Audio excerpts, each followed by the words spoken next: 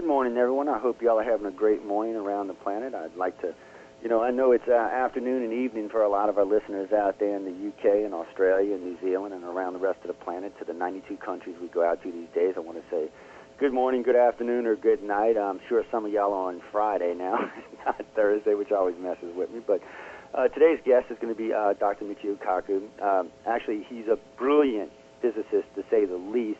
And I've been dying to speak to him for about 3 years. I'm going to get him to introduce himself because I'm sure he'll do a much better job of it than I do. So, Dr. Kaku, can I get you to tell the audience a little bit about yourself, and we'll start from there.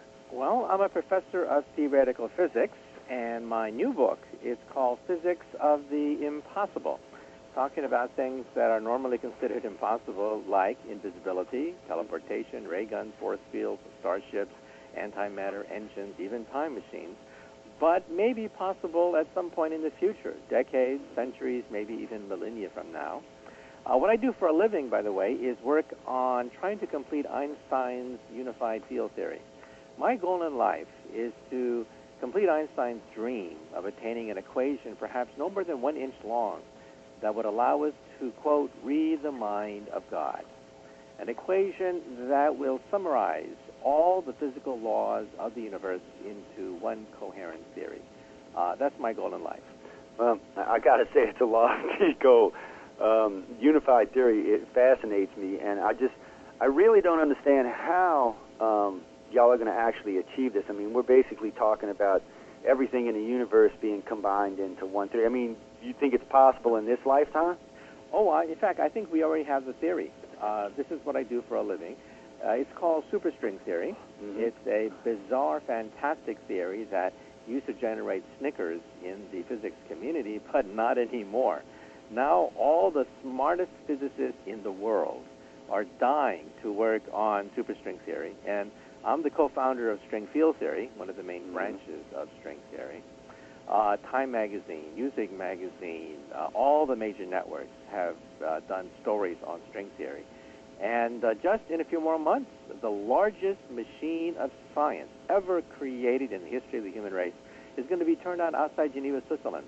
It's called the Large Hadron Collider, and we hope to actually probe the periphery of this theory. So we may even have experimental vindication of it. The theory is bizarre because it predicts that our universe exists in 11-dimensional hyperspace, and there could be parallel universes, but we'll get into that. We'll get into that in another minute. Yeah. Well, and that's the thing. I had remembered reading actually about you, God, it must have been 4 or 5 years ago, and I had just caught the glimpse, 11 dimensions, and I'm thinking, uh-oh, wait a minute now. Something's changing here. Mm-hmm. I mean, because really and truly, it's hard enough for most average people to understand the dimensions that we actually physically live in.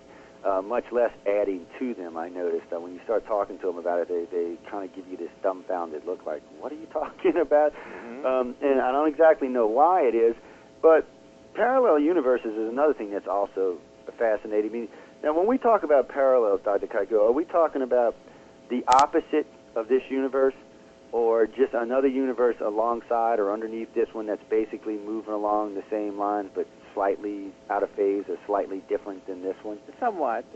We think our universe is a soap bubble of some sort. We live on the skin of this soap bubble, and it's expanding, as all the astronomical data shows. And this theory, that our universe is a gigantic soap bubble, fits all the astronomical data. But now we believe that there could be other soap bubbles out there, other bubbles floating in hyperspace, 11-dimensional hyperspace. And in my book, Physics of the Impossible, I even give you a diagram of the machine that just may, one day allow us to travel between universes. So in my book, Physics of the Impossible, I talk about 3 types of impossibilities: Class 1, Class 2, Class 3. Class 1 impossibilities are actually possible within maybe a decade, maybe 100 years. Invisibility, teleportation, ray guns, force fields, maybe even an antimatter engine within 100 years, less than 100 years. Class 2 impossibilities include time travel. That may take centuries. That may take millennia before we have enough energy to bend time into a pretzel. But again, there's nothing in the laws of physics preventing such things. And so in my book, I realized that class 3 impossibilities that really do violate all the laws of physics are very few. For example, perpetual motion machines. Mm-hmm. For what we can tell, perpetual motion machines do in fact violate all the laws of physics. But up to that point, a lot of technologies usually considered impossible, like telepathy, psychokinesis, are actually possible using the known laws of physics. Well, see, that actually makes sense to me, because one of the things we study in the groups that I work with is psychic abilities. Now, I can honestly say I haven't found anybody that is that can move automobiles around or things like that, but I have found quite a few that seem to be very accurate at picking up thoughts and portraying them to others. Extremely accurate, just kind of amazing. In the book, I actually go through all the latest scientific studies. For example, look at telepathy. Mm-hmm. We have MRI scans now that are so accurate that you can actually pick up the patterns of a person telling a lie. With about 98% accuracy, you can tell whether someone's telling a lie on the basis of their brain pattern. Now, that's today. You can imagine that in 10, 20 years, we'll have an encyclopedia whereby looking at certain patterns of the brain, that corresponds to certain thoughts. So if you're thinking about dinner, that lights up a certain set of sensations in the brain. If you're thinking about, going to college, that sets off another set of brain patterns. And so we'll be able to create a dictionary, a one-to-one correspondence between certain primitive thoughts and certain patterns of the brain. And we can already hook up the brain directly to a computer.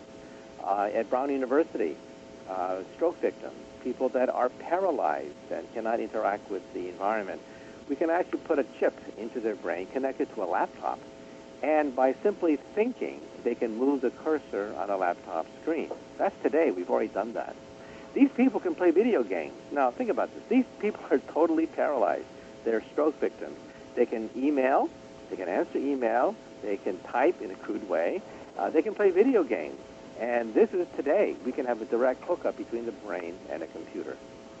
Yeah, I noticed, it was about a year ago, I was reading an article on the F-22, and the Marines were talking about ordering 22s without joysticks in them. They showed it. It's basically a cap that connects to your head and picks up the response. I don't exactly know what it's reading. I read the article quite a bit. I still didn't understand it. The way they were explaining it is basically the thought of the motion was being picked up and transferred to the computer of the plane, and it was flying the plane. Now, I would imagine this is still extremely experimental, but Dr. Kaku, when it comes to what we know today and what our government knows, there always seems to be a nice-sized gap there. Yeah, and, in the future, it may be possible to put on a helmet and fly airplanes, drive cars, write emails, do video games, and move objects just by the power of sheer thought. And again, this is well within the laws of physics. And so we have to realize that in the coming decades, we're going to see miracles take place that are well within the known laws of physics. Well, if you go back just 1,000 years, I'm sure, most of the science and physics then would have been considered most of what we do today impossible. Mm-hmm. Right. And that's something else I'll try to get across to our listening audience. They hear stuff like when we're talking about space travel or other dimensions. Oh, well, that's impossible. I said, well, no, it's impossible from what we understand today. Now, tomorrow, 1,000 years from now, see, for me, everything is possible. It's just a matter of learning how to do it. Yeah, let me give you an example. I was on Peter Jennings' special on ABC television concerning flying saucers. And, there was the usual snickering. These are my friends, right? And they say that, well, the distance between stars is so great that it's impossible for a UFO to visit the Earth. Well, think about that for a moment. Technology 100 years from now, with that technology, we cannot reach the stars. Stars are really far away. The nearest star is 4 light years away. Approximately. However, civilizations that could be 1 million years ahead of us, 1 million years ahead of us in technology, are conceivable, and that would be just a twinkling of an eye compared to the age of the universe, which is 13.7 billion years of age. So what we physicists do is we rank civilizations into 3 types: Type 1, Type 2, Type 3. A Type 1 civilization harnesses the entire power of the planet. They control the weather. They control earthquakes and volcanoes. A Type 2 civilization plays with stars, individual stars. They use stars to fuel their machines. A Type 3 civilization exhausts the power of a star, and they are galactic. They roam the galactic space lanes. So if you're a Star Trek fan, for example, the Federation of Planets would be an emerging Type 2 civilization. They can play with individual stars, ignite them, and they've colonized the Alpha Sector, a tiny sector of the Milky Way galaxy. That's a Type 2 civilization. The Borg, the Empire of The Empire Strikes Back, that would be a Type 3 civilization, galactic in scope.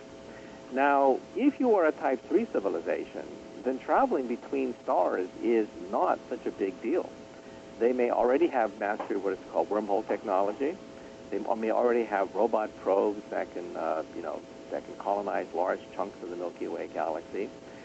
And we always assume that flying saucers come from a Type 1 civilization. That's ridiculous. In the universe, we could have genuine Type 3 galactic civilizations existing, and we wouldn't even know it. We are so primitive, we wouldn't even know that there's a galactic Type 3 civilization in our backyard. I agree with that. From what I can see these days, but that's the problem, I think, too, is, most humans can only perceive things from their own point of view and from whatever educational background they may have. And you're right, we're very primitive. I mean, we haven't even barely broke out of the womb yet. We've, managed to make it to the moon? Yeah. And to me, I got to be honest, after 50 years or 40-something years of space program, I'm not real impressed with how far we've gotten yet. But let me ask you this now, while we're talking about this. Isn't it possible, say, what is the universe, the galaxy, 100 light years across? It's 100,000 light years across. So 100,000. So let's say that we started, we built a base on the moon, and then we built a base on Mars, and maybe out in zone L11 or something like that, and then maybe another base out on Io, and then one out at the Oort cloud, and then one halfway between here and Proxima and Centauri. Now, over 100,000 or 200,000 years, even at half light speed or a quarter light speed, we'd end up exploring the whole damn galaxy. So for me, any race that lives, 500,000, 1,000,000, 2 million, 5 million, 10 million years should have easily been able to explore the galaxy even without light speed. Yeah, technology. the way to do it is not to send Captain Kirk in a gigantic starship. That's really inefficient. The most efficient way is to send out tiny little nanobots, robots that land on the moon. Moons, of course, are very stable. There's no erosion. There's no rust. And these robots build a factory out of the soil by which they create copies of themselves. Not just one, but millions of copies of themselves. Then they blast off to go to the next set of moons, and they set up a factory, each one creating 1 million more probes. So starting with one probe, you have 1 million, then you have 1 million times 1 million, then 1 million times 1 million times 1 million, and pretty soon you have trillions of probes expanding near the speed of light in a sphere, colonizing all the moons of the Milky Way galaxy. And when they land on a moon, they simply set up a listening post, waiting for signs of an emerging Type 1 civilization. Now, this is the plot behind the movie 2001. Remember that movie 2001? There was that thing on the moon? Yeah. Well, that thing on the moon is a von Neumann probe. It's a probe that essentially is waiting for a Type 0 civilization like us to become a planetary Type 1 civilization when we become interesting to them. They're not really interested in us until we become Type 1. Then they would send a message back to the home planet. That's the basis of the movie 2001. Now, at the beginning of the movie, Kubrick actually had scientists, about 5 minutes worth of scientists, explaining all of this. But then, in a quirk, Stanley Kubrick cut the first 5 minutes of his own film, and the film became sort of semi-mystical. But it's actually the most realistic. It's actually the most realistic encounter with the extraterrestrial life in outer space. Well, it was definitely interesting. I know it confused a lot of people, but I enjoyed it. And then I noticed he came out with 2010 to kind of ease the... people were really confused after 2000. I'm like, God, it wasn't that complicated. Now, come on. I mean, it was an interesting movie. And it's very realistic. In fact, you cannot rule out the fact that on our own moon is a von Neumann probe left over from a previous visitation by a passing Type 3 civilization. We are so primitive that we can't even detect such a probe on the moon. That's how primitive our technology is. Yeah, well, we're definitely babies. That's the whole problem. And I think unfortunately, our egos don't allow us to understand that in the grand scheme of the universe, we're very, very, very young. I mean, the planet itself is, what, around 5 billion, 4.5 billion years old? Yeah, that's right. We've had life on it for, what, a billion years? And it's about 3.5 billion years. Okay, and then sentient life, I guess. Well, modern humans are only 100,000 years old. Yeah. So I'm thinking, you know, it's hard to argue. I mean, 100,000 years, that's not even a grain of sand on the beach. I mean, we're so far. Now, if we can live another 100,000 years, I would really think this species could contribute a lot and really develop a lot. But well, you know, within 100 years, we will be a Type 1 civilization, capable of harnessing a lot of the technologies that are so-called impossible.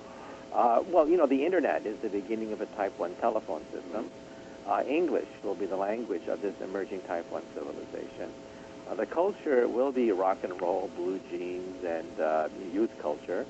The economy will be like European Union, NAFTA.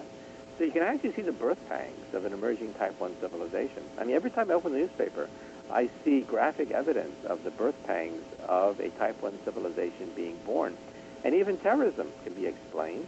Terrorists are people who don't like this transition to a Type 1 civilization. They cannot articulate it. They don't understand what the hell is happening. They just instinctively know that we are merging. We are going toward a tolerant, scientifically literate, progressive society, and they fear that. They feel more comfortable being in a Type -1 civilization. Yeah, controlled civilization. But it's one of those things, I guess.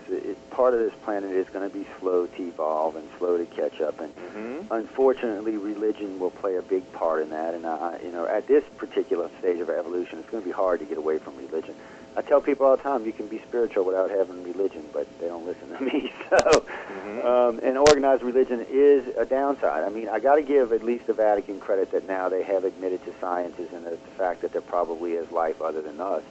So at least that's a sort of a step in the right direction. Right, yeah. In 1600s, the church burned Giordano Bruno alive in the streets of Rome for saying that there are aliens in outer space. Because then at that point you have to worry, is there a pope out there? How many popes in outer space are there? How many Jesus Christ are there? A billion? A trillion? No. At that point, it was simply better to burn Giordano Bruno alive in the streets of Rome. Well, that's something else, and you can comment on this. I mean, one of the other things we discuss is if we have, like, say, 3,000-4,000 years from now, if we become a spacefaring race and we're going through the cosmos and we run across a planet like this one was, say, 2,000 or 3,000 years ago, and we do choose to land and mess with the culture, the only way they're going to be able to perceive us is as gods. They're just not going to be able to understand the technology, or that, you know, we're not gods. They'll just, everything will look like a miracle to them, when in fact it's simply science and technology. And I think that's actually the downfall to religion, is science and technology, because it's slowly but surely explaining away a lot of the mysteries and a lot of the miracles. Take a look at Arthur C. Clarke's famous sentence that any sufficiently advanced technology is indistinguishable from magic. For example, magic is disappearing and reappearing someplace else. That's called teleportation. We physicists can now teleport individual photons and individual cesium atoms. We can take a particle of light, an atom, and send it across the Danube River. In fact, I was in the University of Vienna last year filming with BBC Television, and we filmed the apparatus that allows you to teleport particles of light underneath the Danube River. You can bet that within 10 years, we'll teleport the first molecule. Within a few decades, we may teleport the first DNA fragment. I mean, think about that. Particles of life being teleported using our apparatus. And, well, Star Trek takes place in the 23rd century. That still gives us 200 more years to send Captain Kirk through one of these machines. Well, you know, I did remember reading about the experiment in Australia, which was only like 1.5 meters, and then I remember reading one about in the UK, which I think they said it was a whole kilometer or something that they had transported. Well, now we can shoot it right underneath the Danube River. That's how fast it's moving.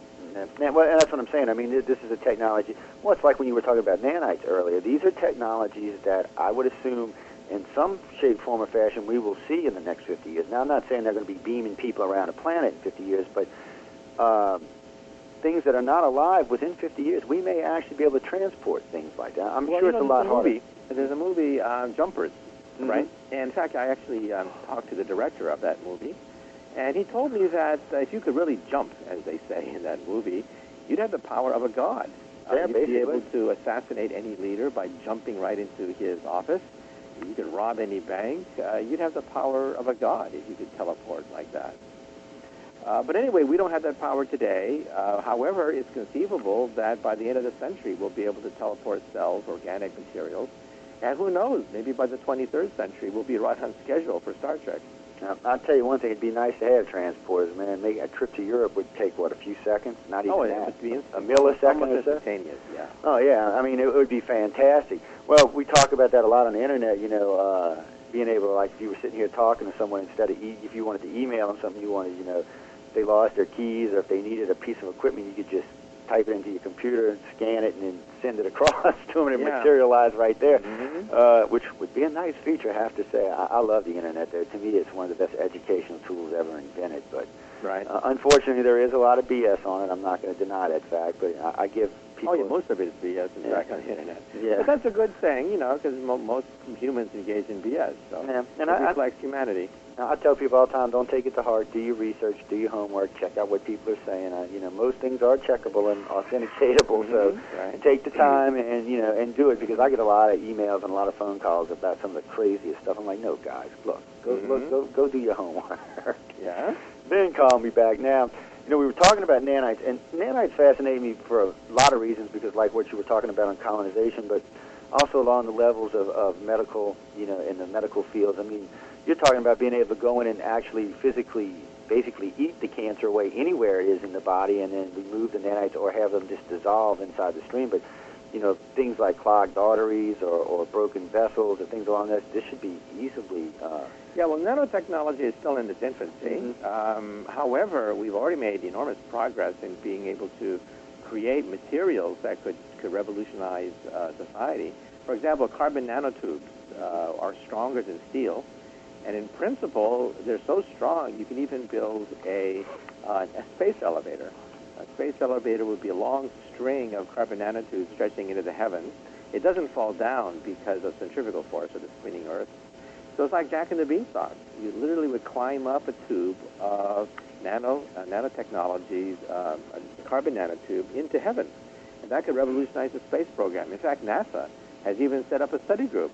Money is flowing in this direction to explore the possibility of a wire that goes into heaven, just like Jack and the Beanstalk.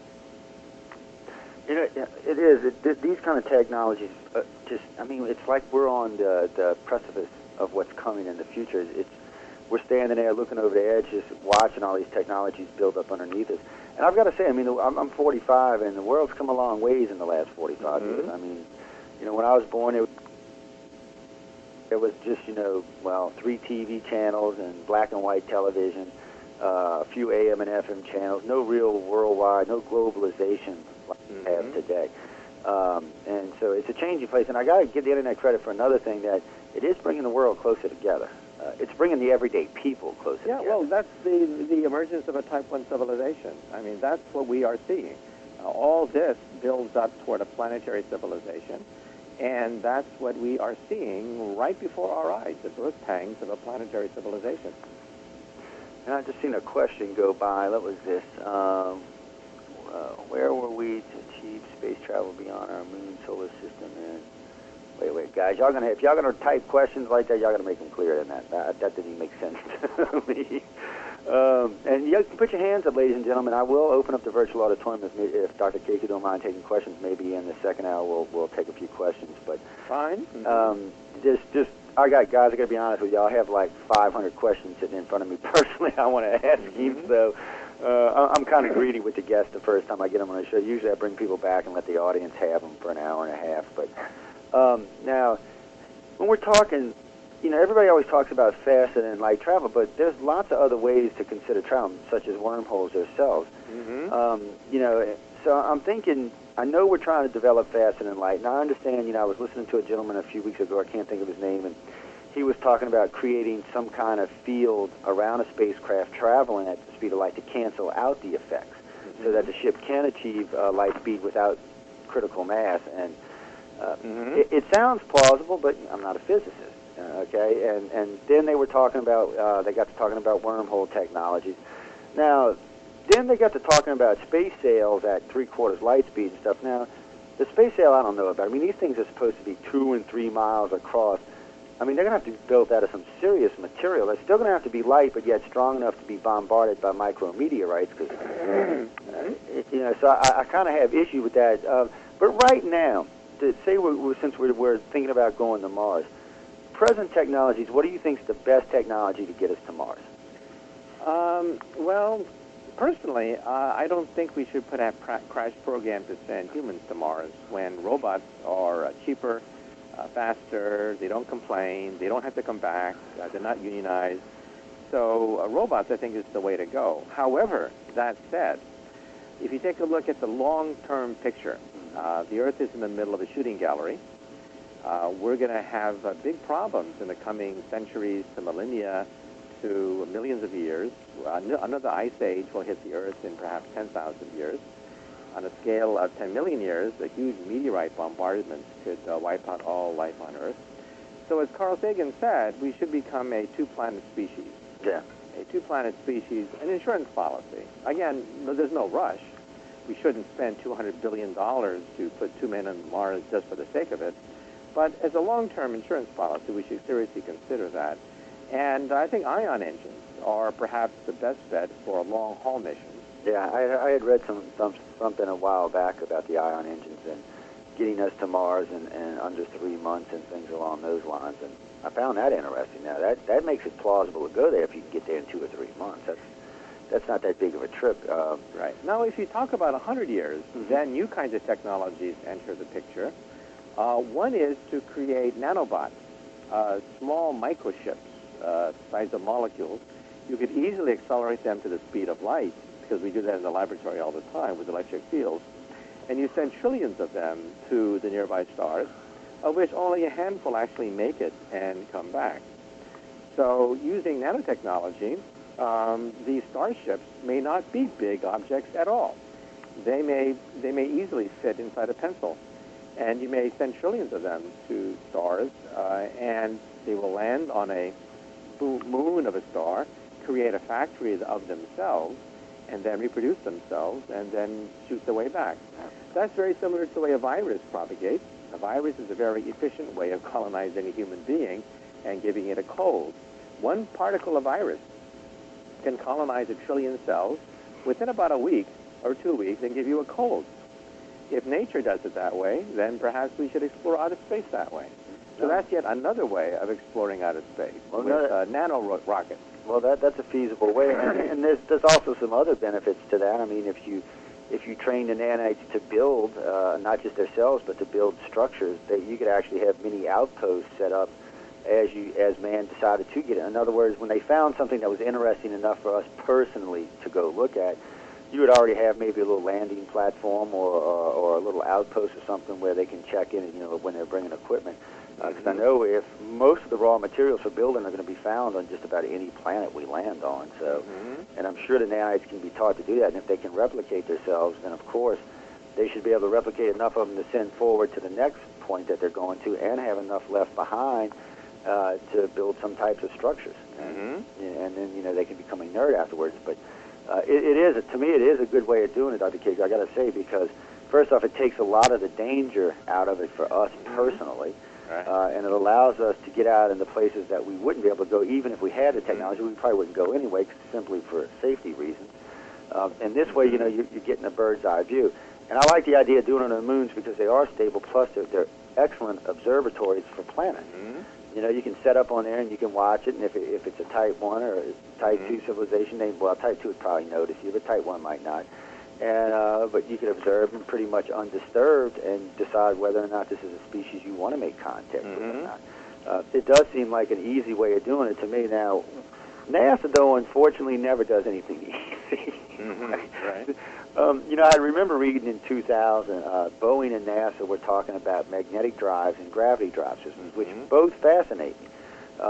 Personally, I don't understand why the magnetic drive is such a hard thing to get to operate. It seems like a pretty basic principle to me. Basically, you're just reversing the field and using it to push against an opposing field and push yourself in. And of course, the more pressure you put on the field, the faster you should travel, and you should be able to pull and push across the planet quite easily. But apparently it's more complicated than that. Now, they do have these, what they call those TRs, those black triangles that have been being seen all over the United States for the last 12 or 14 years. Everybody swears they're some type of magnetic drive. I've talked to a couple people in government that said they're magnetic drive systems. And they've been well documented, but what's interesting, people always call us, they think they're alien craft. But the places we videotape these is out in California near the Boeing facility, New Mexico, Arizona, and Colorado, and near Eglin Air Force Base in Florida. These are all air testing facilities for the U.S. Air Force. These aren't, places that an alien would come and land unless they want to be shot at. So, these are some type of conventional technology. Now, whether or not they're magnetic or gravity drive, I can't honestly say because I'd have to actually get in one and find out. But they're very fast. They seem to be completely stealth. Yeah, well, let me say a few things about magnetic drive. Magnetism has pluses and minuses when you talk about a propulsion system. The plus side, of course, is that it's silent, and you could basically float in the air. The problem is that magnetism occurs with dipoles. Whenever you have a North Pole, you have a South Pole. Yep. And if I put a compass needle in a magnetic field, it doesn't rise. Everybody knows compass needles spin. Okay? So if you were to have a flying saucer or some device using magnetism, and you would turn on the magnetic field, it would simply spin. It wouldn't do anything but spin, which is kind of useless, right? Yeah. Now, in order to harness the power of magnetism, you have to go in two directions. One is, of course, go supermagnets, which requires superconductivity. That's something we can do today. The other possibility, though, is to use monopoles. Now, let me explain. A dipole is found in every magnetic field. Every time you have a North Pole, you have a South Pole. End of story. The thing spins in a magnetic field. Therefore, magnetism has never, ever been harnessed to go in a straight line. You cannot use dipoles to go in a straight line. That violates the laws of physics. However, if you have a monopole, you could then surf in any direction you want. Now, we physicists believe that at the instant of the Big Bang, there were large quantities of monopoles created by the Big Bang. You could even calculate the density. However, because the universe is quite big, we don't see monopoles anymore. They're spaced by quite a distance. If any civilization is galactic, they can harvest large quantities of outer space from monopoles, which we think are out there. The leading theory of physics says that there should be copious quantities of monopoles in deep space. They'll be able to harness these things. And if they harvest them, they could build a monopole drive, in which case they could then coast on the magnetic field throughout the galaxy, on the Earth, and maneuver, zigzag, which of course is impossible with a North Pole and a South Pole that simply spins in a magnetic field. So already you're talking about a Type 2 or a Type 3 civilization that can harvest monopoles in deep space. That would be possible, but it's not for Type 1, and it's certainly not for us. We are Type 0. Yeah. Well, I can understand that because I keep I keep hearing them talk about these different drives, and and then I heard them talking about gravity drives, and I'm thinking, guys, as far as I can see, we don't even understand gravity fully. Let's how we build and drive the system. I don't know. And then the ion drive, I heard a lot about. So yeah, they exist already. Yeah. And we're going to use ion engines. We've already sent an ion engine into space. They're not so dramatic. They don't make your heart flutter by seeing the exhaust flames come out one end. It's like the inside of a TV set. They shoot out ions.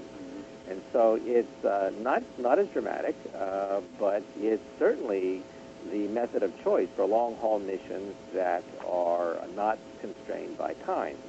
And they may be the future of the space program. We're going to have to do something better than rockets. This first off, they need to figure a way to get payloads into space without using rockets. And then once we get into space, we need a better drive system to get us around the. Right now, the only thing we should be worrying about right now is our own solar system anyway. We don't really have the technology to get out. Viking's the only thing that's broke the solar system, and we really don't. Pioneer and the Voyager. Oh, Pioneer and Voyager. I said Viking. Viking was Mars. Okay, right. Sorry, wrong probe. But we really don't have the technology to really get out there and do anything. So, you establish a base on the moon, you establish a colony on Mars, you start moving your way further in the solar system. Eventually, you're going to get out to the Oort cloud in 50, 100 years. And at least then we're established inside of our solar system, so we have several launching points for other stars. And by then we may have developed some technologies that might get us there in 4, 6, or 8 years or something.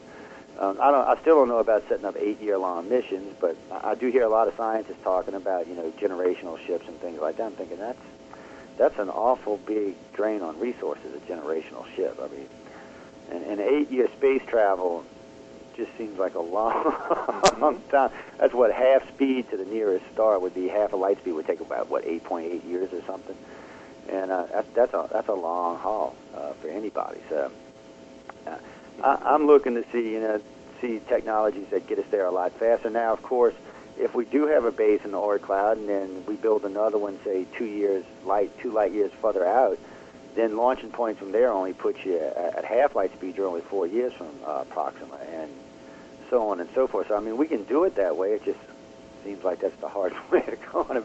There just seems like there should be a shortcut somewhere here, Dr. K, because something that can get us from point A to point B relatively quickly, but I guess we still got a long ways before we're going to achieve that. Yeah, well, in my book, I have a whole chapter on starships. Mm-hmm. And, again, we're talking about technologies that are for late this century, maybe next century. Yeah. But we are talking about antimatter. We're talking about ramjet fusion engines. Mm-hmm. We're talking about laser sails and nanoships. Those are perhaps the 4 leading candidates right now for a device that could take us to the nearby stars. But again, we are a Type 0 civilization. By the end of the century, maybe we'll be Type 1, in which case it may be feasible to send probes to the nearby stars. But to go faster than light, that would require Type 3 technology. Someone just asked me, it says, ask Dr. Kaku, in which direction would he head towards the destination? I guess they want to know which way you'd want to go, in our own solar system? Oh, beyond our own solar system. Where would be the first place that you'd want to go outside of our solar system? Gee, that's a tough one, huh? Yeah, there's a lot of places. Well, how far out? It doesn't say. They just asked what would be the first place you'd want to head to outside of the solar system. Well, there are a lot of stars out there that would be very nice to visit. Some of them would look very much like our sun. Alpha Centauri is a red dwarf, and so probably not so interesting. It's actually a triple star system, so probably there's no planets around Alpha Centauri. But there are a lot of other stars that we're going to be analyzing with the Kepler satellite, which is going to be launched later this year. The Kepler satellite could create an existential shock for everyone, realizing that there could be hundreds of Earth-like twins in outer space in all the familiar constellations. The Kepler satellite is designed to detect about 600 Earth-like twins in space, and we could have an existential shock looking at the night sky, realizing that here, there, in the familiar constellations, there are Earth-like planets capable of sustaining liquid water, in which case they may even have life, microbial life, maybe even mammalian life like us. So that's for this year. Yeah, I actually remember reading about that. What's the smallest planet we can find right now? Well, the smallest planet we can find right now is Mercury.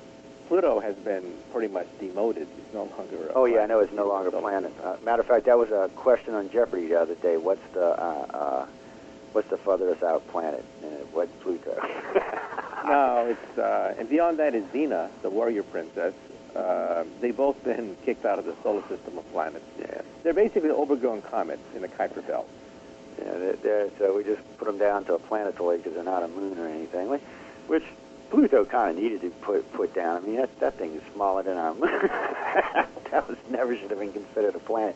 But but I was talking about right now outside of our solar system. What's the smallest planet we can see? What, about the size of Jupiter or larger? Oh, you mean extrasolar planet? Yeah, we can see planets about the size of a Neptune.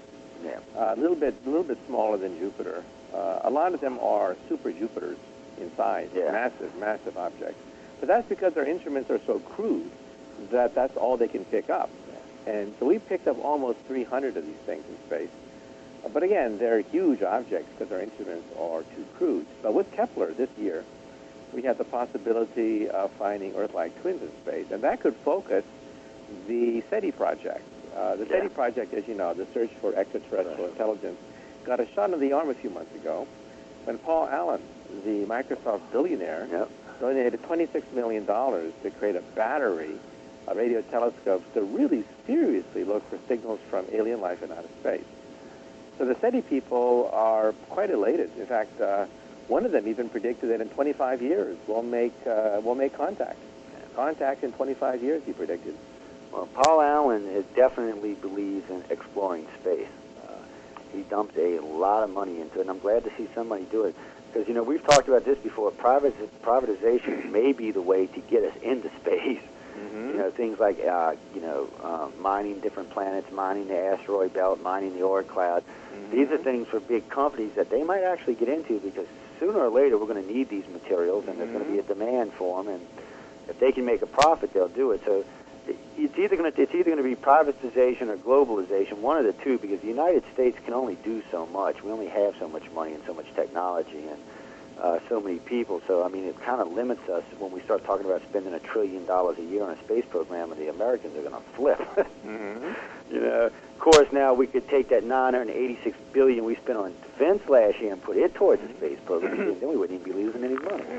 But of course, unfortunately, in this era, we still have to have defense, I guess. So that's something else. But I would think one of those two would get us into space a lot faster if we could figure out a way to privatize or to globalize the thing. I think we could get there a lot quicker. But whether or not that'll happen in your and our lifetime, that's anybody's guess there. Now, you know, I know we touched on dimensions earlier, and kind of give me a breakdown for the listening audience what we're talking about here when we're talking about other dimensions and parallel universes and things like that. Well, when I was a child growing up outside San Francisco, I used to visit the Japanese tea garden, and I used to spend hours looking at the pond where fish swim right beneath your nose. And they live in two dimensions. They can only swim forward, backward, left, right. They live beneath the lily pads, and their whole universe is a two-dimensional universe. So I imagine that if I was a scientist, a fish scientist down there, I would say, bah, humbug. There is no third dimension. There's only the pond. We can swim forward, backward, left, right, but there is no up. Up is science fiction. There is no hyperspace. There is no third dimension. The pond is what we can see. The pond is what there is. Period. End of story. And then I visualize reaching down and grabbing the carp fish, lifting the fish into the world of up, the third dimension. The scientist would be shocked because he would see beings moving without fins, a new law of physics, breathing without water, a new law of biology, and then I put the fish back into the pond. What kind of story would he tell? Fantastic story of disappearing, seeing hyper beings in the world of up, and then coming back down into the pond. Now today, we physicists believe that we are the fish. We spend all our life going forward, backward, left, right, up, down, saying, bah, humbug, anytime someone talks about a world beyond the third dimension. But now we physicists think that perhaps there are 11 dimensions, and we now have some experiments that may prove it. For example, the Large Hadron Collider in Geneva, Switzerland, which is 17 miles in circumference, the biggest machine of science ever built, we hope will create what are called sparticles. Sparticles are higher vibrations of the superstring. The superstring only vibrates in 11 and 10 dimensions, so we may have glimmers of a proof that perhaps the universe was created in hyperspace. Now, that would be interesting in itself. Simply now, let me ask you this. Now, when we're talking about dimensions beyond the third dimension, are we talking about in the fact of, say, there could be a whole, well, each dimension could house its own universe? Yeah, think of parallel sheets of paper stacked on top of each other. Each sheet of paper represents an entire universe, but there's another parallel universe literally right on top of us that we cannot see. We are like flies stuck on fly paper. However, gravity does ooze between these universes, so we do think we can measure the presence of these other universes. For example, if there's a galaxy hovering just above us, we would feel the gravity, but it would be invisible because light goes underneath it. In fact, that's the basis of The Invisible Man of H.G. Wells.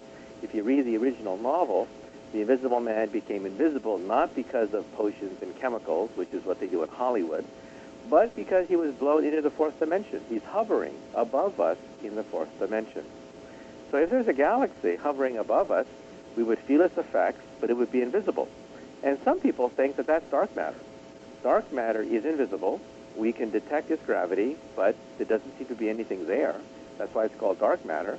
We know that 23% of the universe is made out of dark matter. So maybe dark matter is nothing but matter hovering above us in another dimension. It's interesting in itself.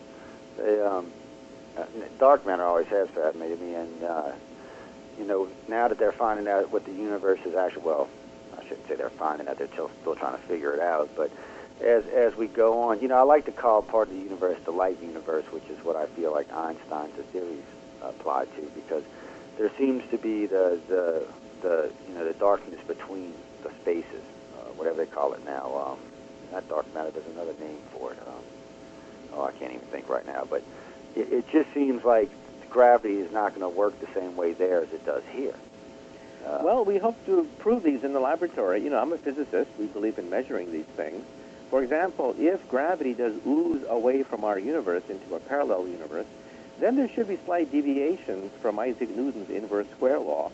Newton was famous, of course, for saying that gravity diminishes as a square of the distance. Mm-hmm. But if it is a higher dimension, then at short distances, gravity should diminish faster, like the inverse cube, the inverse quartic, the inverse quintic.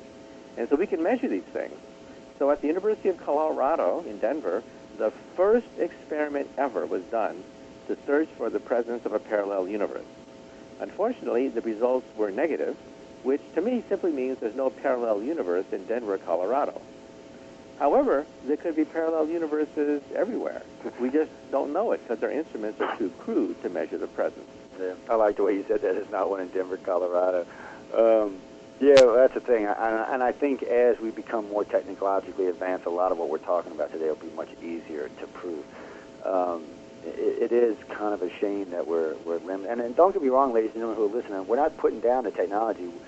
For us, we're much more advanced than we were even 40 years ago, but we're talking about things on a much higher level here. And races that may be 1 million, 2, 3 million years old, they're going to possess technologies. Well, frankly, they're going to look like magic to us. There's not going to really be no other way to explain it at this point of our evolution, so it's kind of hard. But I got a question just came in from the virtual auditorium, so let me ask you this right quick. It says, quantum entangled particles affect each other intensely across large distances, but the no communication theorem states that we cannot use these to transmit information faster than light. Do you think there will ever be a way to get around this? Well, let me say that, first of all, information can be transmitted faster than the speed of light. In fact, information is transmitted instantly, much to Einstein's chagrin. We've measured this in the laboratory. There's no dispute about this at all. The problem is that the information is random. So it's useless information that you transmitted faster than the speed of light. For example, let's say that you have a red sock and a green sock. You put a red sock on one day, and on the other foot you put a green sock, and you alternate. Well, if you see such a person and you lift one pant and you see that the sock is green, then instantly, faster than the speed of light, you now know that the other sock is red, okay? Mm-hmm. But that's useless information. You cannot send Morse code this way. You cannot send a signal faster than the speed of light this way. The quantum entanglement, which is the basis of quantum teleportation, is a very nice way to supposedly show a deficiency in Einstein's theory, but actually Einstein has the last laugh.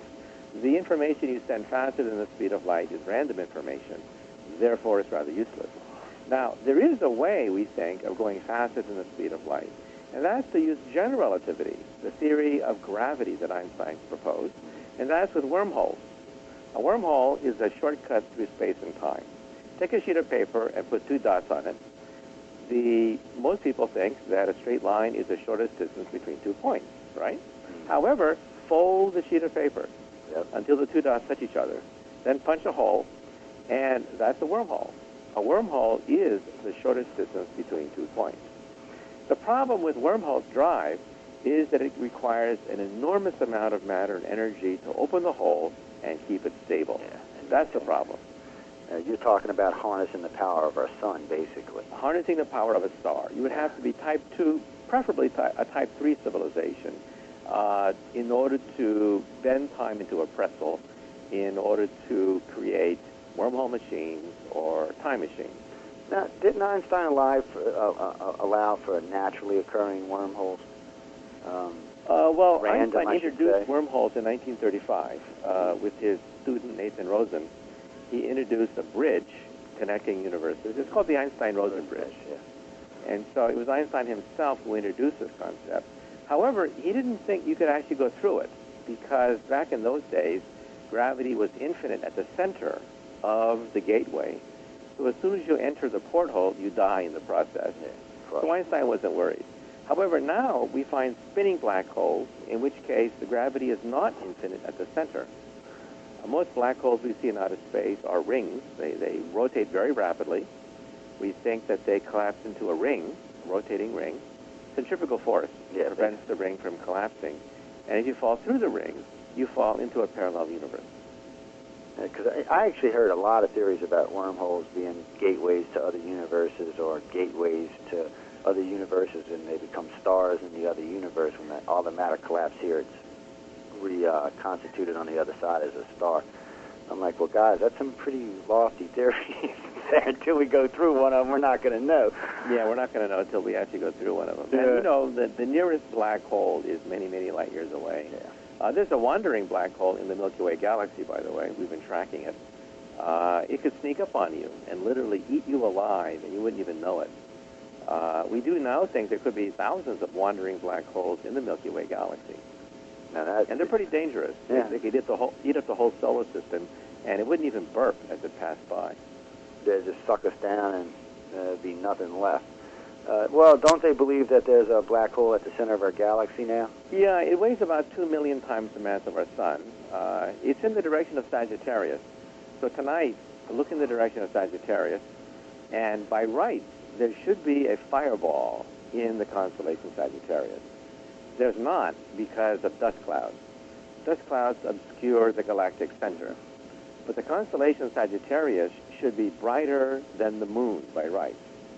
And it should light up the night sky like a Christmas tree, but it's obscured by dust clouds. And at the center of Sagittarius is a monster black hole. That's what keeps our galaxy in check, I guess, for... Yeah, kids ask the question, if the moon goes around the Earth and the Earth goes around the sun, what does the sun go around?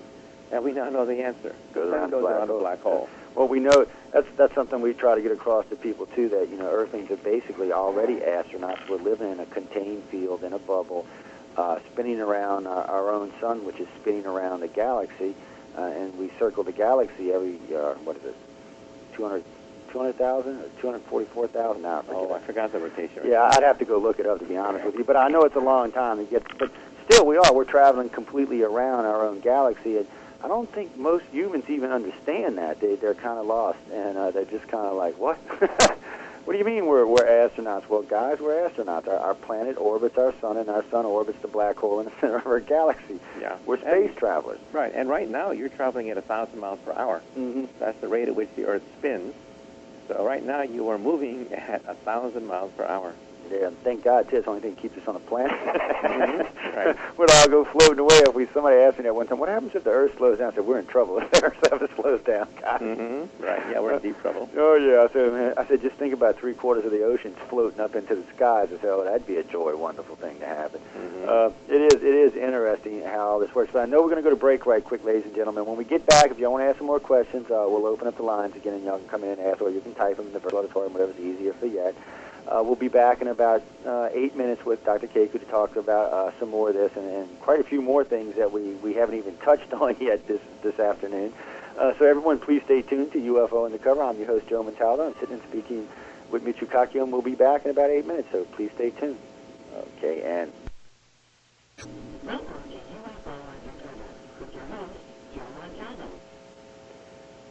Good afternoon, everyone, and welcome back to UFO Undercover. Like Natasha said, I am your host, Joe Montaldo. I hope y'all are enjoying the show so far this morning. I have Dr. Michio with us today, kaku with us. I'm going to get his name right one of these days. I've only heard it 500 million times in my lifetime.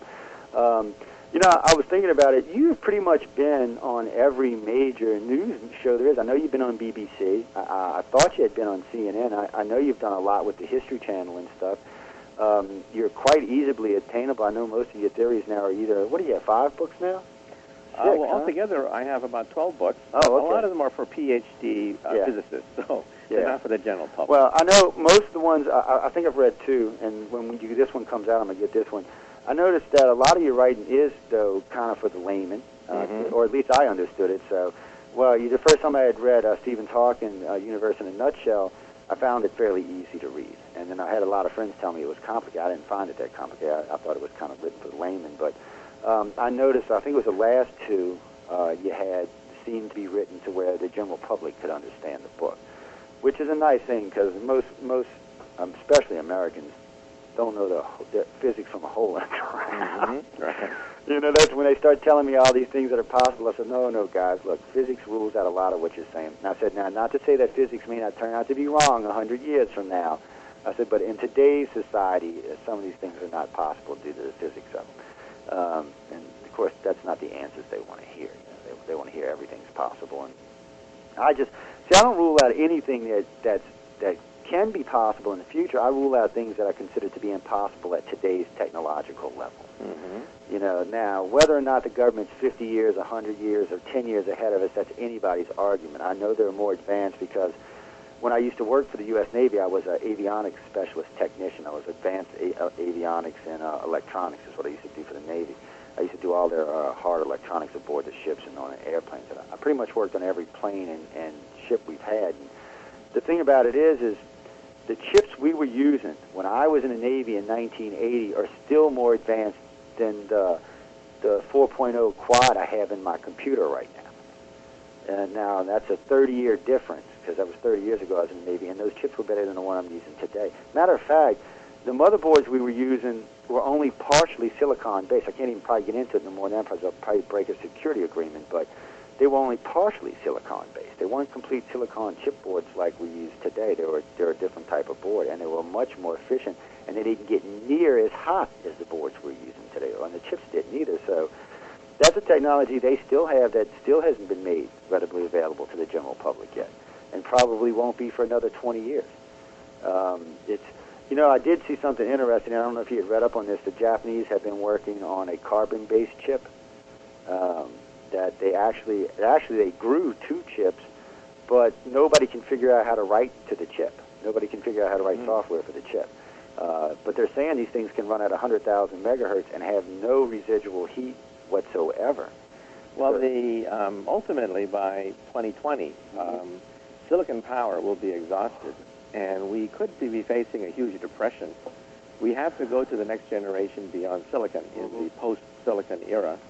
That's why we physicists are looking at quantum computers, molecular computers, protein computers, DNA computers, optical computers, plasmonic and photonic computers, because your laptop is going to be obsolete by 2020. Oh, I can imagine that. Well, most technology, the first computer I ever bought compared to today's standards, would be considered a dinosaur at best. I think the first one I had was a 10 megahertz processor. You still had to use DOS. There was no such thing as Windows. For y'all who are spoiled using Windows, okay? For us people who were pre-Windows, we understand that using a computer in the old days was actually work. Oh, Lord, I still remember typing out code to paragraph long to get it to go somewhere or do something.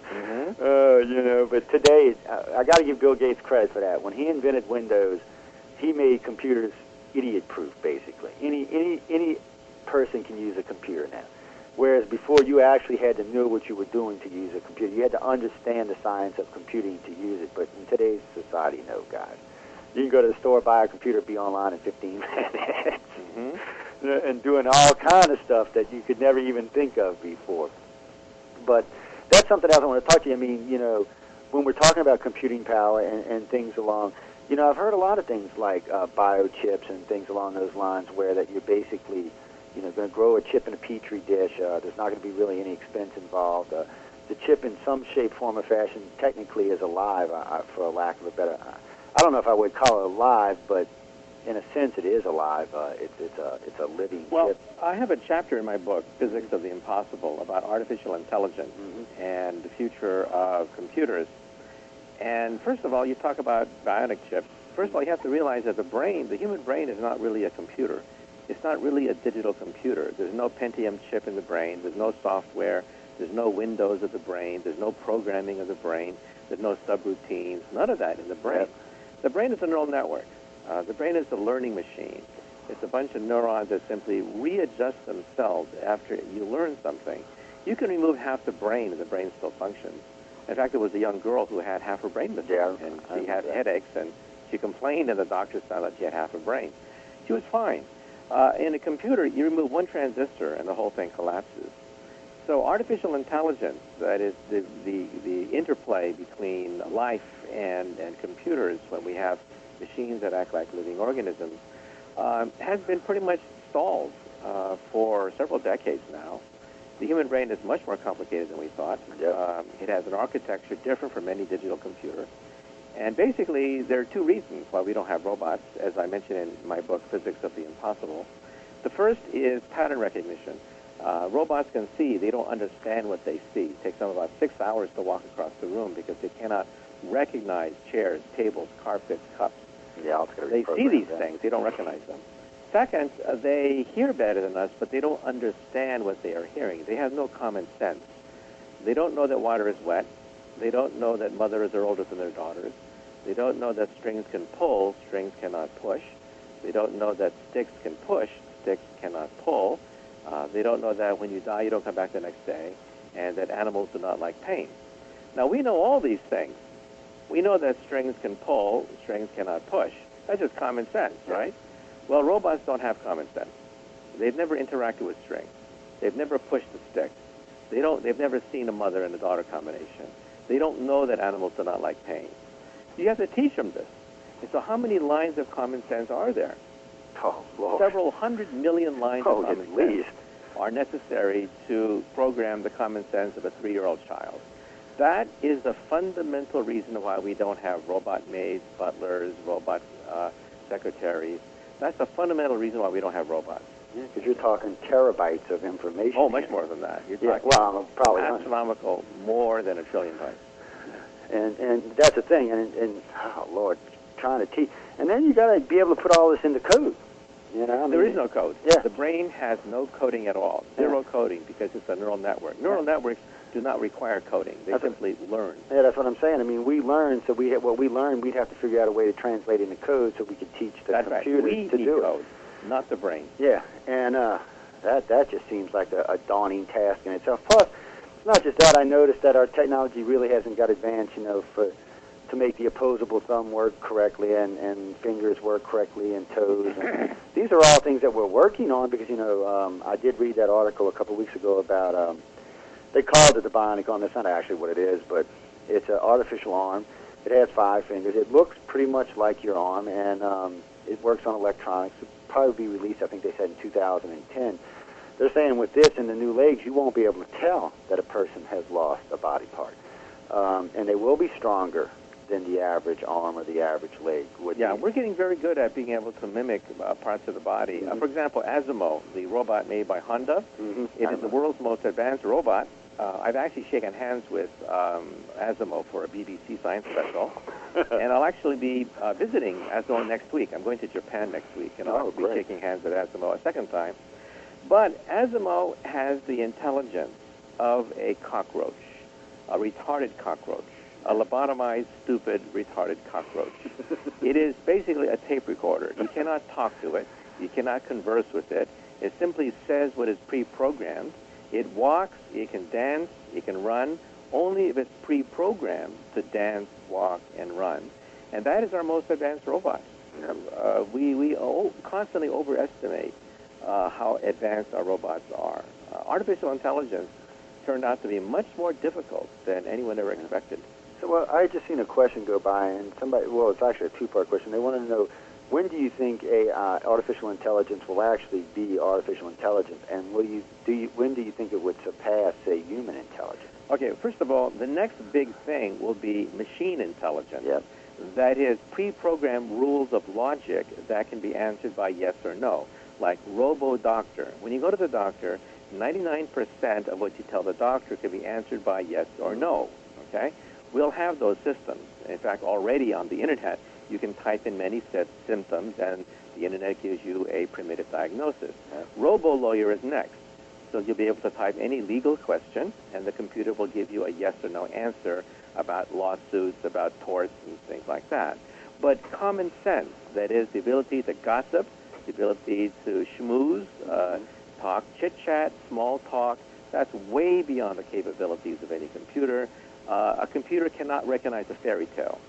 Take any fairy tale, read it to a robot, and a robot guaranteed will not be able to understand the fairy tale that you just dictated to a robot. That said, in the next few decades, we do expect to make progress. Right now, our robots are as smart as a cockroach. However, I can see that in the coming decades, they'll be smart as a mouse. Mouse intelligence, okay, will be perhaps the next big leap for artificial intelligence. After that, we'll be able to have robots as smart as a rabbit, then a dog and a cat, then perhaps a monkey, okay? Now, when you have robots as smart as monkeys, then they become dangerous. Yeah. Monkeys have their own agenda. They have their own attitude toward things, and we're going to have to put a chip in their brains to shut them off once they have murderous thoughts, okay? Mm-hmm. So I do think that robots in the coming decades could become dangerous, not anytime soon, but we'll have plenty of decades before we have to put chips in their brains to shut them off when they start to get dangerous. I would suspect that by mid-century to late 21st century, we'll probably have robots as smart as dogs and cats. But that's mid-century. That's pretty good, though. I'd be impressed with it. I mean, you can teach a dog a lot of things. So, I mean, if you can teach a robot that, it could do a lot of stuff. And maybe that's something we should think about in the future, though, is maybe limiting our robots to how much intelligence we actually give them. And by the way, you know, for those people who talk about visitations from aliens from outer space, it's conceivable that once we do make contact with an intelligent species in outer space, if they can visit us, they're perhaps 100,000 years more advanced than us, in which case they will probably have already redesigned themselves and already are part cyborg, part genetically modified. We're beginning to do this right now.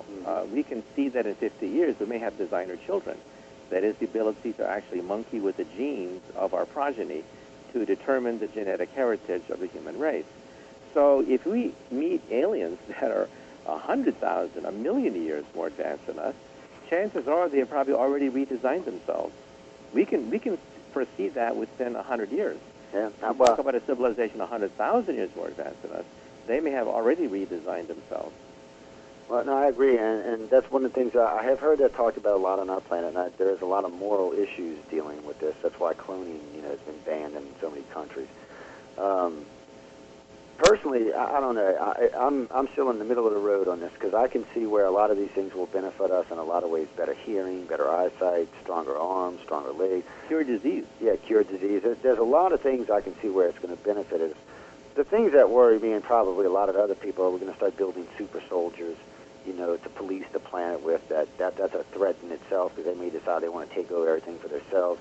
You get into a lot of things here because of the poor use of technology, or poor judgment, I should say, by some of our leaders. In the short term, the real danger is not super soldiers so much. It's designer children. Yeah. Because every parent is going to want their kids to be competitive with the next-door neighbor's kids. Yeah. If there's a rumor that the Joneses' kid has been designed to have better memory, which is possible, we think, we can have mice with better memory. We found the gene for that. Well, then perhaps parents will want their kids to have better memory, too. Yeah. And then you have a bootstrap effect, and everyone's going to be clamoring for illegal genes. You can ban the genes, but, there's always going to be some place in Hong Kong, some underground laboratory that'll offer designer genes for $10,000. That's the truth, too. They will. And it's going to be funny because these children will be faster, smarter, brighter than the previous generations. There'll be somewhere in our near future where there's going to be a gap between the children and the adults, a much wider gap. It's gap. happening very quickly. The Olympic Committee has already set up, the Olympics have already set up a committee to look into not just steroids, but genetic modification of athletes. The Schwarzenegger gene has been found already. It makes mice muscle-bound. They call it the mighty mouse gene, but we found the human counterpart for it. So the human counterpart actually exists to make humans muscle-bound. And when the announcement was made at the University of Pennsylvania, a lot of phone calls came in, but it was quite depressing. 50% of the phone calls coming in came from muscle builders who wanted that gene. Oh, yeah. So you know that the Olympics are going to have a big problem in the near future. Yeah, there's going to be a lot of those problems. But you know, as we technologically advance, we need to also check our morals and keep ourselves in standard. And it's going to be hard, but a divided world. It'd be much easier if this was a united planet to control a lot of this stuff. But being that you have the United States and China and countries like Iraq, and it's going to be hard to control a lot of what goes on simply because we don't have any control over it. Yeah, well, control is not necessarily what is required. We are headed, as I mentioned, toward a planetary civilization, a Type 1 civilization. And a Type 1 civilization is, in some sense, inevitable unless we blow ourselves up. Yeah. Globalization, the Internet, the European Union, all of these are signs that an emerging Type 1 civilization is going to take place. But not that it controls us like 1984. The Internet has already guaranteed that 1984 is not possible. Yep. Okay. So I think the greatness of the Internet is that it makes it impossible for one dictator to control all the information on the planet. It's already too late, I think, for 1984. Well, because like people like myself, I have right now we have 11 computers online, totaling 14 terabytes of data. I've got copies of stuff that, all kind of stuff. You'd be amazed at it, from physics to ancient history to ufology to everything in between. And I know there's a lot of people out there like me. So yeah, you're right. I don't think you could actually control the information at this point. You'd have to have some kind of complete global change where that somebody could control, the actual Internet itself, which I just don't see that happening anytime. And the globalization is something we're headed towards. I believe sooner or later the people will force the politicians into basically a one world. Because as we become more friends, one of the things I found out about 8 years ago when I got on the Internet is when I was talking to people like in Russia or China, they were like, well, you're just like I am. I'm like, yeah, I go to work, I got kids, I got to take care of my family, I'm worried if I can eat or if I can do this, or if I can do that. I said, we basically all are the same kind of people and have the same kind of problems. It's the politics of our country that create the problems. Mm-hmm. It's not so much the people. And what's happening here on the planet now is the people are starting to realize it. They're realizing, well, wait a minute, Americans aren't here to kill us all, and the Chinese aren't here to conquer the world. The Chinese person don't care what Americans are doing. They're more worried about their own life. Mm-hmm. It's the governments that are the problems, and until such a time, that the people force the issue, we're going to have these problems. But I do think eventually everyone will get tired. One thing I learned a long time ago, you can keep the people down, but you can't keep them down forever. Sooner or later, they're going to get tired and they're going to rebel. So for as far as I can see, as long as, like you said, we don't blow ourselves up, we should move to a Type 1 civilization within the next 50 to 100 years. Probably 100 years would be a better estimate, but... Yeah, probably 100 years. At the rate at which we're consuming energy on the planet, about 100 years, we will have a planetary civilization. Now, I know I don't know if you talk about this in the new book, Physics of the Impossible, but I hear a lot of people talking about zero-point energy, and frankly, I don't know enough about it, or I don't understand it. And I just wanted to get your take on it right quick. Well, we do know that nothing, the vacuum, contains energy. In fact, you can measure it. It's called the Casimir effect. And so the vacuum, nothingness, is not nothing. It's actually teeming with subatomic particles that are darting in and out of the vacuum. These are called virtual particles. In fact, that's where the word virtual reality comes from. They stole it from physics. These virtual particles dart in and out of the vacuum. However, it's a very small effect. The Casimir effect can be measured. You have two parallel plates. Normally, these two parallel plates sit there and do nothing. They're just two empty parallel plates. But actually, they're attracted to each other, which means that you have a state of negative energy, which was once thought to be impossible. But it's very tiny. It's about the force of a tiny ant, the weight of an ant divided by 1,000. Oh, Lord. That's the pressure created by zero-point energy. Now, some people like to quote Nikola Tesla, who thought that perhaps energy could be extracted from the vacuum, okay? Mm-hmm. But how much energy is there? It's very tiny. And so, some people have claimed that maybe zero-point energy will take us to the stars. I don't think so. I mean, unless you can show me the equations and the apparatus which allows you to extract zero-point energy, it's very small. It would take a Type 3 civilization to really extract zero-point energy in a big way. Now, that said, there is one practical application for negative energy of the Casimir effect, and that's to drive a time machine. It turns out that these Casimir machines, which we've measured in the laboratory for several decades now, have negative energy, which was once thought to be impossible. Negative energy is the energy necessary to stabilize a time machine. And so many physicists, Stephen Hawking, many physicists have written about negative energy as a way to stabilize the wormhole so it doesn't collapse on itself. But again, you calculate how much negative energy you need. You need negative energy comparable to the planet Jupiter. Planet Jupiter. And who can manipulate Jupiter? Even a positive energy Jupiter would be difficult to manipulate. A negative energy Jupiter would be even more difficult. So you are talking about a Type 3 civilization. You're not talking about some inventor claiming that they can harness zero-point energy. I don't think that's going to happen. Yeah. Well, I don't either, but that's what I said. I didn't understand enough. That's why I asked you about it. See, it actually makes more sense to me now. Because I was talking with a few friends of mine, and they kept quoting on Dr. Greer, and I'm like, God, I'm telling you, I don't think y'all understand what 0 point is. And I realized you were coming on the show. I said, well, I'll ask. I said, because it's not making any sense to me. And I said, if it doesn't make any sense, it's not going to work. And it's just one of those things I was curious about, because I know it was a real thing, but, well, it's like real, but it's very tiny. Yeah, it's like antimatter. They were talking the other day, I forgot, I was watching one of the science shows on Science Discovery, and they were talking about antimatter and how expensive it is just to make it, and we really can't contain it yet. And if we ever can figure out how to make it cheaply and contain it, then we might be able to use it to go to the stars. I have a whole chapter on antimatter in Physics of the Impossible. First of all, antimatter was not discovered by Gene Roddenberry. Gene Roddenberry stole it from physics. It was 1929 when physicist Paul Dirac predicted the existence of antimatter, and he won the Nobel Prize for it just a few years later when we actually discovered it in the laboratory. You can play with antimatter in small quantities. When I was in high school, my high school science fair experiment was to photograph tracks of antimatter and then to eventually create antimatter with an atom smasher. That was my science fair project in high school, for God's sake, okay? Now, at CERN in Geneva, Switzerland, and also outside Chicago at the Fermi Lab, we can produce beams of antimatter, but it's very small quantities, not enough to light up a light bulb, for example. We can create anti-atoms of hydrogen. We have antiprotons, and circling the antiprotons are anti-electrons. So anti-chemistry is certainly possible. We have already created anti-hydrogen atoms, but it would bankrupt the United States of America to make an antimatter bomb. There's even a novel by the guy who wrote the Da Vinci Code, where he talks about an antimatter bomb blowing up the Vatican. Well, you could do it, but it would just bankrupt the United States. Ordinary dynamite is much cheaper than that. But eventually, we do hope to use antimatter to perhaps go to the stars.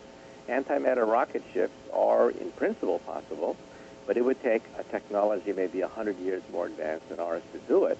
But in my book, Physics of the Impossible, I even give you some of the numbers necessary to build an antimatter rocket ship. It seems like the way to go. Of course, like you said, we're a long ways from really understanding this and building it. Because I had heard, one of the guys was talking about spaceships, but he was also talking about using it to power your cars and power your homes. And I'm thinking, guys, I don't know, maybe 1,000 years from now, but I don't see it happening anytime soon. Besides, what worries me about antimatter, I mean, like a grain's enough to probably wipe out half the United States if it was to blow. If you had a few teaspoons of antimatter, that would be enough to blow up the entire metropolitan New York area. Okay, I was wondering how the ratio worked out on that. But it seems like a good power source if we can figure out how to get it cheaply and contain it. One possibility that the Russians have actually mentioned is to harvest antimatter in outer space. We have a satellite launched care of the Russians and some European countries looking for naturally occurring antimatter, perhaps an antimatter meteorite someplace in the galaxy. Everywhere we look, we don't see naturally occurring antimatter in any large quantity. There's a fountain of antimatter coming out from the center of the Milky Way galaxy. We think that's probably created by black holes. But other than that, we really see no evidence of large quantities of naturally occurring antimatter. And the reason is we think that the Big Bang probably destroyed most of the original antimatter. We think that at the beginning of the universe, there were equal quantities of matter and antimatter, except a slight more amount of matter than antimatter. When the two annihilated, because they will annihilate with each other and create an explosion, most of the antimatter disappeared into energy, gamma rays at that point. But a slight amount of matter was left over. We are the remnants. You and me and everything around us is the remnant of this ancient explosion between matter and antimatter. Yeah, that's why they say we're all star stuff. And more than that, we're cosmic dust. Yeah. We're made out of the dust that created the universe. Yeah, that's the thing. I was talking with a group. I was doing a lecture not too long ago, and we were talking about everything in the universe is made up from the same material, and they're like, well, no. I'm like, well, yeah, it is, guys. It's just rearranged differently. Yeah, except for dark matter. We used to think that matter. everything was made out of atoms, but now we have dark matter. Yeah, which we're still trying to figure out. Yeah, we think it's a higher vibration of the superstring. As I mentioned, in just a few more months, we're going to turn on the biggest machine of science ever conceived. It's the Large Hadron Collider outside Geneva, Switzerland. And we hope to pick up particles, higher vibrations of the superstring, and also maybe even dark matter, and maybe even mini black holes. That's been seriously looked at. These mini black holes are not dangerous. They're not going to eat up the Earth. They're very microscopic, subatomic in size. They wouldn't even light up a light bulb. But we do expect that we will create exotic matter in the Large Hadron Collider starting this summer. Now, I've seen a question go by about that. It says, how real is the danger of the Large Collider creating strangelet that could destroy the Earth? Well, there is a bizarre theory that most physicists don't take seriously. If you have what is called strange matter made out of quarks, we're all made out of quarks. There are strange quarks. It's like the Midas touch. Midas was the king. Anything he touched turned to gold. Well, if I have strange matter and it touches non-strange matter, it converts it into strange matter, just like King Midas. So conceivably, it could be like gray goo. It could absorb the entire universe. Everything it touches turns into more gray goo, or strangelets in this case. However, I don't know of any physicist who takes this seriously, okay? However, it was a theory that we proposed decades ago. And I think people proposed it mainly like, when mothers talk about the boogeyman in order to make the kids go to sleep and eat dinner. It's sort of like a fairy tale that some physicists cooked up to scare the hell out of people. But no physicist takes it seriously. No, that's good to know. As long as y'all don't go bleed, look, y'all do whatever you want, just don't blow the planet. I tell my physics friends and my science friends all the time, look, I don't care what you're doing, just leave the planet alone. Let's not create any super bugs or any super explosions or anything. Right. That's like our lovely president ordering that 250 megaton nuke. I'm like, what do we need that for? What do we need any nuke that's 250 megaton? And then they're talking about multi-warheads. I mean, come on, what do we need that for? Unless you're going to use it for energy, I don't know what we need it for. Yeah. The biggest hydrogen bomb ever detonated was 100 megatons. Yeah, and so it's something that we don't need. Yeah, I just don't see why we need anything along those. Now, what was I going to ask you? Oh, just totally slipped my mind. One thing I want to talk about. Go ahead. We hope to create a mini Big Bang in Geneva, Switzerland, starting later this summer when the machine gets turned on. And one question we hope to answer is what happened before creation. We have a theory now, string theory, which is what I do for a living, that will actually take us before the Big Bang. And so the dynamics of pre-Big Bang physics is one of the hottest areas in physics right now. Oh, I imagine. Yeah. Scores of papers being published by physicists. And we think that perhaps, well, there are many variations, but we think that perhaps before the Big Bang, bubbles, like our universe is a bubble, bubbles either popped out of nowhere, or bubbles collided with other bubbles, or sprouted baby bubbles. Like if you take a bubble bath, sometimes bubbles split in half, and then you get a baby bubble shooting out. Well, that bubble bath is the multiverse. Each bubble represents an entire universe, and we live on the skin of one of these bubbles. So Big Bangs happen all the time. So bubbles can peel off baby bubbles, and so perhaps this is how our universe got started. Now, believe it or not, we can test this theory. In the next decade, we're going to launch LISA into orbit. It's a gravity wave detector. We'll have baby pictures of the instant of creation, a baby picture of the infant universe emerging from the womb, and perhaps we'll find evidence of an umbilical cord connecting our infant universe to a parent universe. That's in the next decade. A new satellite, which will perhaps take us before the Big Bang. Now, that'll be interesting in itself. I'll be waiting on pins and needles to hear about that one, because I've heard a lot of theories about pre-Big Bang. But I got to be honest with you, I still have issues with the Big Bang. Okay, fire away. Well, I was reading a couple of months back. I was reading some articles, and they were talking about some of the galaxies seem to be clustering together, and some of them don't seem to be moving outward at all. And then they were talking about some of the outer galaxies seem to be younger than some of the inner galaxies, which should be the opposite way. If everything started from the center and was moving out, your oldest galaxy should always be out on the end. Well, where did you read this?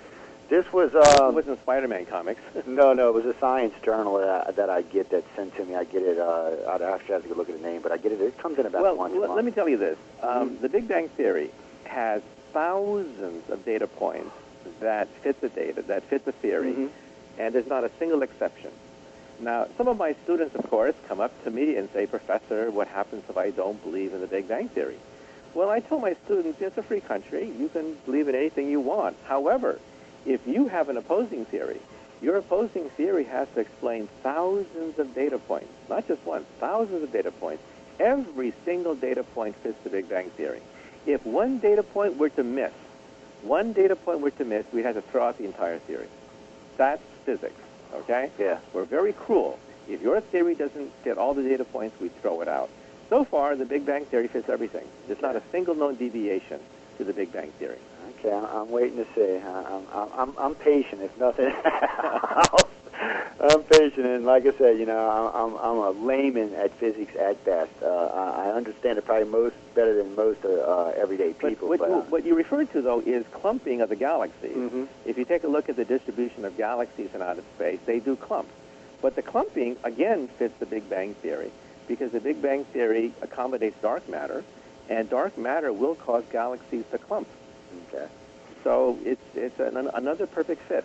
Because, I was just thinking it was some kind of weird, gravitational field or something, or maybe the center galaxy had a heavier gravity than the rest, and they were just kind of orbiting around it or something. But it is interesting to see it. And that's interesting, too, because those galaxies all seem to be a lot closer to each other than we are to, say, the Andromedan galaxy. I guess, so if you were traveling interstellar space, it'd be easier to get from point A to point, it'd be shorter. Well, we are headed for a collision course with Andromeda. Yeah. It is our nearest galactic neighbor, and in about 10 billion years, we're going to be eaten alive by Andromeda. Andromeda is bigger than us. Yeah. And it's going to rip apart the arms of the Milky Way galaxy, and the two galaxies will probably merge into a gigantic black hole about 10 billion years from now. That brings up something else, too, I had seen on Science Discovery. They were talking about, what was it, something that had passed by this galaxy 2 billion years ago, and they said they think that they even thought that maybe Earth could have been one of the solar systems that were deposited by this passing by. It's like something had brushed along the edge of our galaxy as it was going. Well, we do know now that galaxies collide more frequently than we thought. We have photographs of colliding galaxies. Yeah, I've seen it. So now we realize that they probably have lunch more often than we thought. There's a black hole raging in the center of many galaxies, and they'll pull in neighboring galaxies and eat them alive. Andromeda, if you take a look at the core of Andromeda, there's two dots there, not one. There are two black holes, we think, inside the center of Andromeda. Probably because Andromeda, being so big, ate up a small galaxy, and the two cores are now at the center, in the stomach of Andromeda. And that's where we may wind up. When our galaxy collides with Andromeda, Andromeda may eat us up, and we may wind up in the stomach of the Andromeda galaxy. Hopefully by then we've figured out some kind of drive system to get us across to that's another galaxy. We have plenty of time to leave the solar system. Oh, yeah. Well, I'm thinking we need to get out of the galaxy. In 5 billion years, we have to leave the solar system. The sun. The sun goes red giant. Red giant star in 5 billion years. Yeah. They were talking about that, too, with the sun going red giant, that some of the outer planets and some of the moons around Jupiter and Saturn may find themselves developing life on them. But what is it? It's only going to last, what, 1.5 billion years before it dies out, right? Yeah, and we're going to have to leave the solar system by then. Yeah. I personally don't believe that we should be rushing to Mars right now. However, we do have to leave the Earth. It's a law of physics. Yeah. The law of physics is a death warrant for the Earth, and we're going to have to leave. Oh, by the way, the laws of physics are also a death warrant, we think, for all intelligent life in the universe. The universe seems to be headed for a big freeze. All the data now shows that the universe is accelerating out of control. It is careening out of control. Yep. Temperatures will drop in the future. The night sky will be totally dark, by the way. In the billions of years from now, the night sky will be totally dark. And at that point, when all intelligent life is near the freezing point, near absolute zero, either we die with the universe or we leave the universe. And in my previous book, Parallel Worlds, I even give you a blueprint of a machine. It's strictly hypothetical, that may use the laws of physics to leave our universe and go to a neighboring universe. Yeah, we were talking about parallel universes, and that's something we may have to learn. We may have to escape, not just from the Earth 5 billion years from now, but we may have to escape from the universe trillions of years from now. And hopefully by then we will have emerged into far beyond a Type 4 civilization and have the capability of going between universes. Well, that's one of the things I also heard them, now they were talking 10, 50 billion years in the future, about our species becoming almost an energy-based type species, losing its physical form. Well, yeah, there's many speculations. Isaac Asimov had a famous science fiction story where the universe was dying, and by then we had evolved, as you pointed out, into pure energy, able to teleport ourselves from galaxy to galaxy. But the universe was dying. So at the end of the short story, a computer was created to reverse the death of the universe.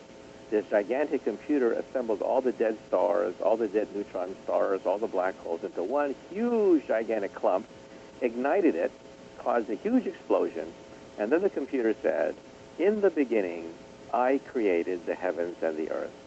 And on the seventh day, I got tired and I rested."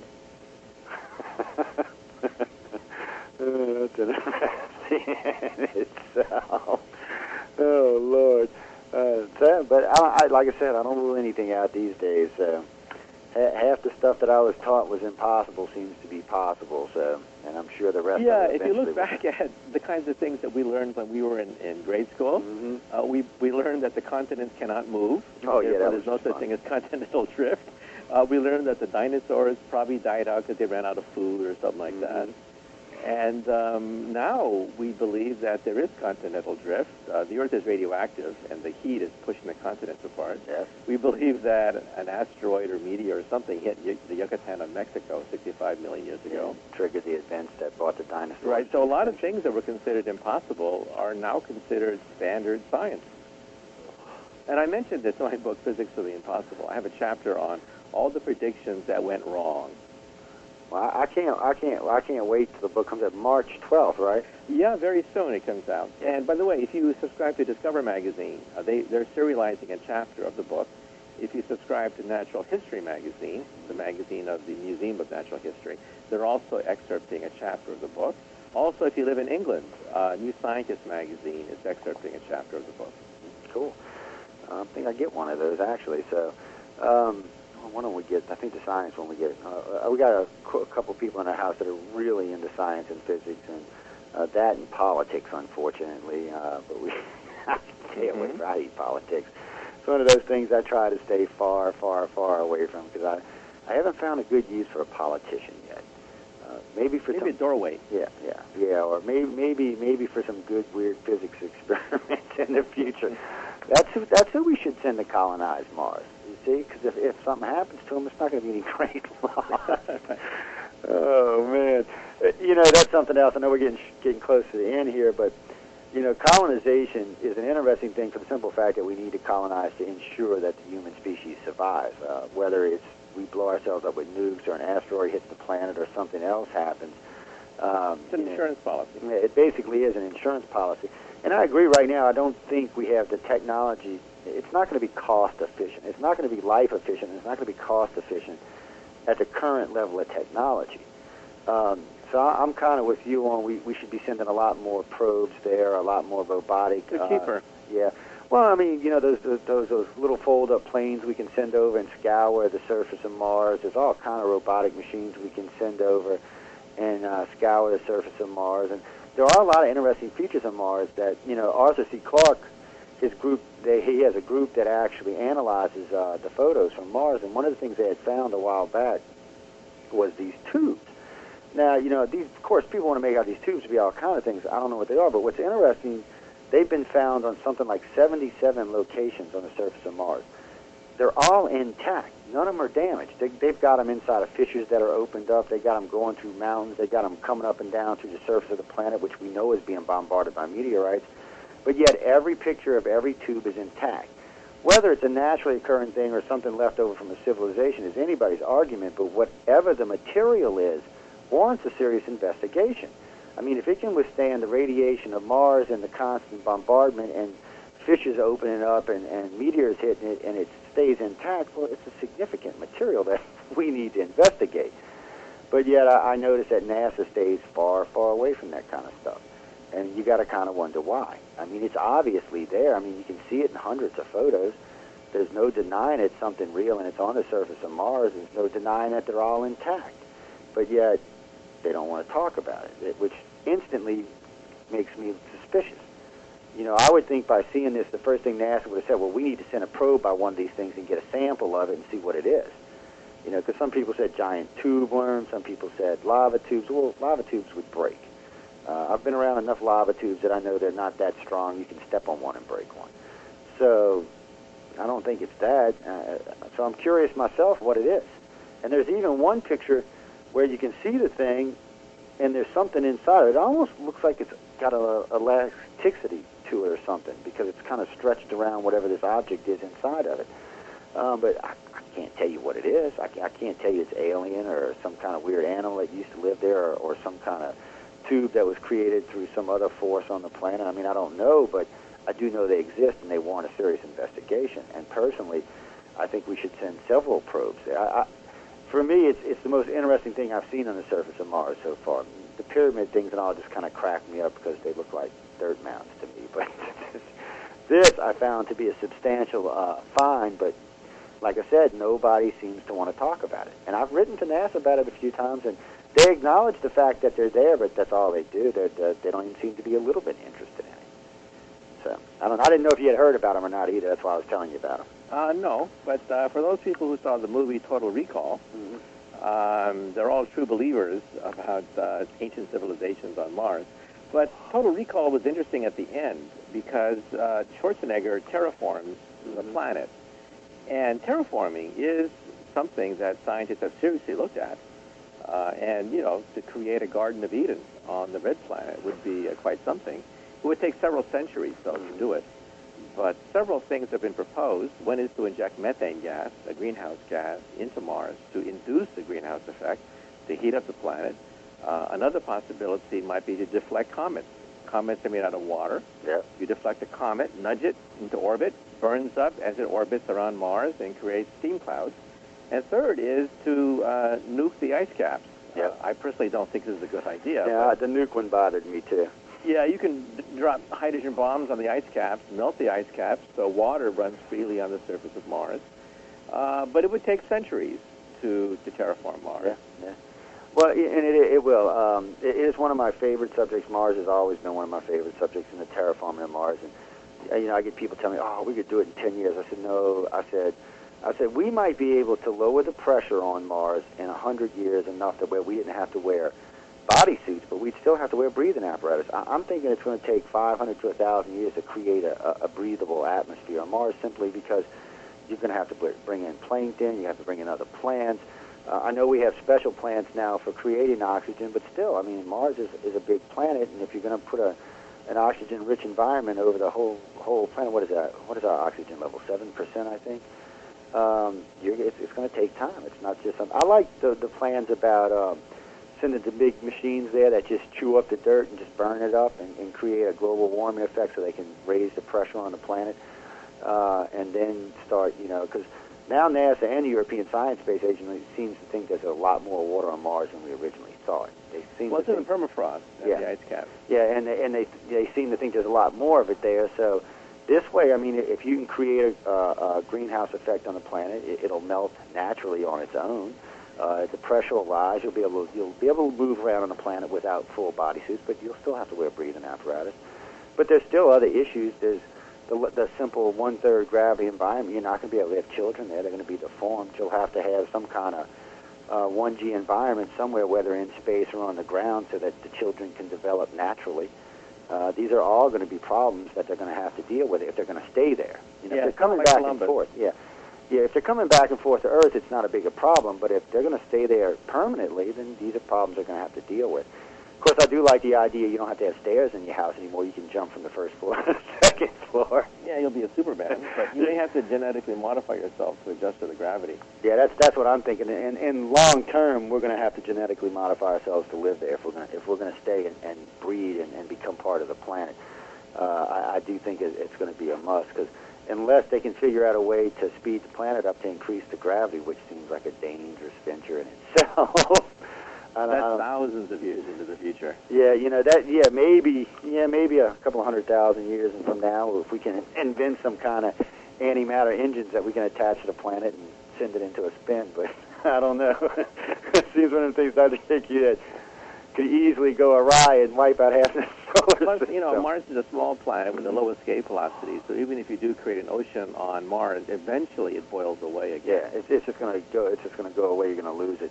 And they were talking about that. How can you lock it in? How can you keep it in there? And I'm just not, not in today's technologies anyway. But I do agree with you. I do believe within 100 years, a lot of these technologies will be commonplace technologies. And then 100 years from now, things that we can't even dream of will be commonplace technology. Yeah, in fact, that's the theme of the book, Physics of the Impossible, to show that what is impossible today may not be impossible in the coming decades to centuries. But I know we're down about 2 minutes, so give them out your website. Tell them where the book's going to be found. Right. I'm on a book tour in March. www.mkaku.org, mkaku.org is the website. We average about 1 million page hits per month on the website. I'll be on a book tour in March, so maybe I'll be in your neighborhood.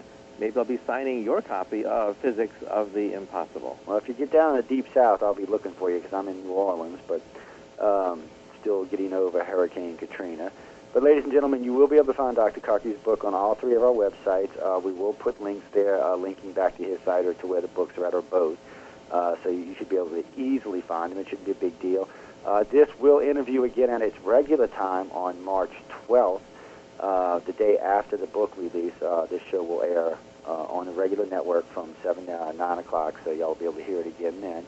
Also, Dr. Lavallette's interview will air next Wednesday for anybody listening to us live right now. Dr. Kaku, I got to tell you, thanks for being on today. You were great. I immensely enjoyed it. I know we barely even touched on half of what I wanted to talk to you about, but I got to say it was a fantastic interview, and like I said, it will air again on the 12th, so it'll be there. It'll be in the archive system as of today, but I won't release it until after it airs officially.